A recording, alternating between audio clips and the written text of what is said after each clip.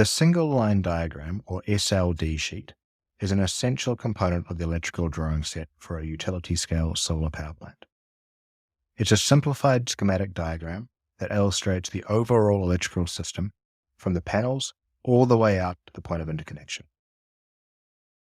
This sheet includes information on the major components of the solar power plant, including the main substation, inverters, switchgear, transformers, and other electrical equipment. It shows how the equipment is interconnected and the direction of power flow.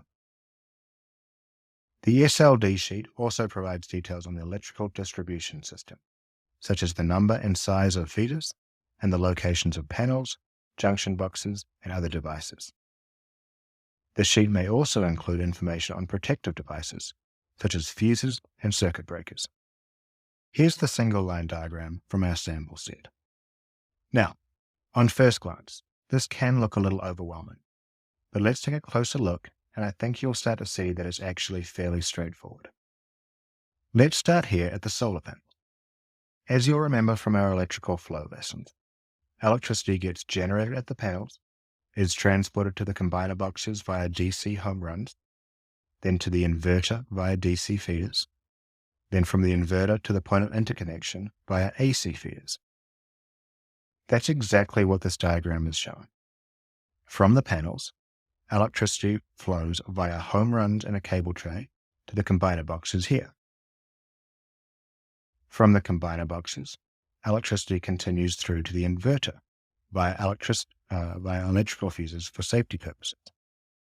Now, it's worth noting here that everything within this dashed line is a component that's on the PCS, or power conversion station. And that tells us that all these parts and pieces are located at the same location on the site.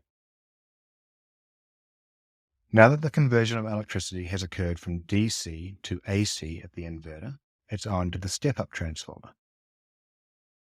This is where the voltage is stepped up from 1500 volts all the way up to 15,000 volts, or 15 kV.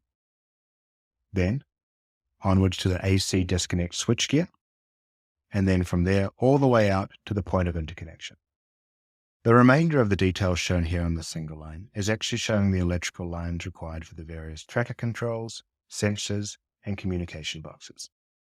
All are obviously critical, but I think the more important piece of the puzzle to grasp is being able to connect the dots and see how the flow of electricity moves through the system from the panels all the way out to the utility lines.